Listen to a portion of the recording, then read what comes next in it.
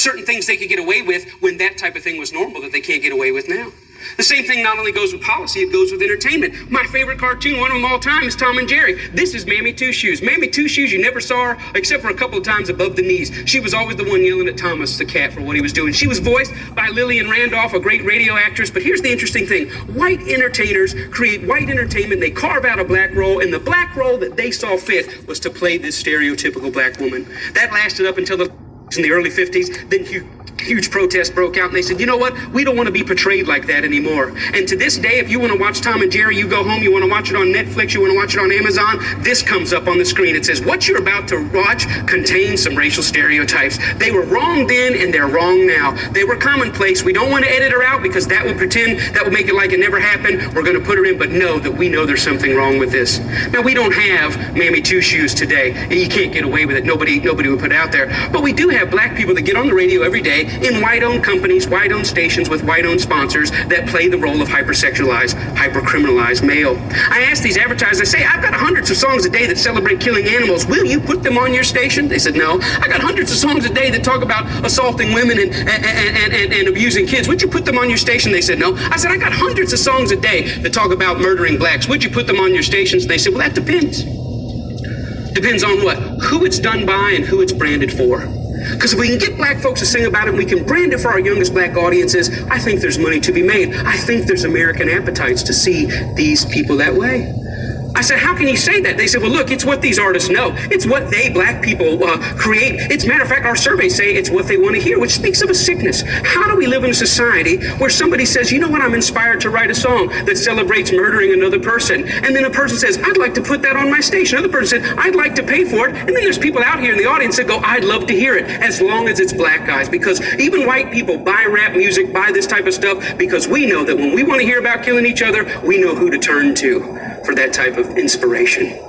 We call it our music. We say we own it. White people buy more rap than black people. Yeah, but we're very careful to turn it down at the stoplight when other black people are there. Why? Because we know we're just pretending. For them, it's more authentic and real. I always ask the companies, what about your name? What about your brand? What about your value? And the largest radio company in the world said this: it's okay that we only have drug dealers on our black youth stations. We only have murders on our black youth stations. We support black charities. We give out water at the Martin Luther King parade. I think we've got it covered. We've bought them off. Now, people get upset, the smartest guys in the room again. You're talking about censorship. I don't believe that. I believe in free art. Make whatever you want. I believe you should make music about anti-Semitism. I believe you should make music about killing dogs. I believe in this country you should make music about bashing homosexuals and driving them behind trucks. I believe you should make music about stringing people up on trees. I believe you should make music about killing whitey. I believe you should make all that music. But I also believe that in the mainstream marketplace, people should hesitate associating their name with certain content. You know, there's certain stuff you can't buy at the store, certain stuff you can't get on iTunes because their brand doesn't want it. But if you want to hear black people celebrating killing black people, they got thousands and thousands and thousands of those things to sell you. I don't think it's about censorship. I think it's about American cultural hypocrisy.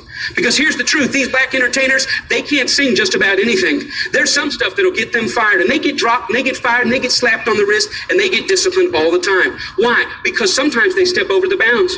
A very famous case is what happened with Rick Ross. Rick Ross is the Mammy Two Shoes, one of the many Mammy Two Shoes of our day. He's a black entertainer in a world carved out for him and a role carved out for him by white entertainment companies. And one day he talked about, in the middle of a song that celebrated dealing drugs and killing blacks, he made a reference to date rape.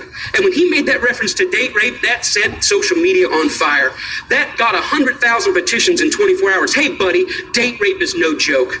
That had white people standing outside of Reebok in New York saying, you better take this seriously. We're tired of a rape culture in America. One line in one song moved the masses. And you know what Reebok did? Did they stand by him and say, hey, we believe in freedom of speech. We believe in freedom of expression. It's just a song. Calm down. No, they fired his tail on the spot.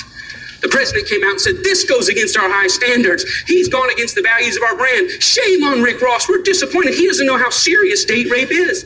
And when I saw that, I thought, wow, how convenient. Isn't that amazing? But here's what really happened. It's not their brand. It's not their values. Rick Ross went off script. He was hired to get black customers, and they think that black customers go with black bait. And in America, black bait is the hyper-criminalized, hypersexualized portrayal of black people. And as long as he had sung about that, the stuff that got him hired, he still have a job at Reebok. But when he touched other sensitivities that affect us, he lost his job.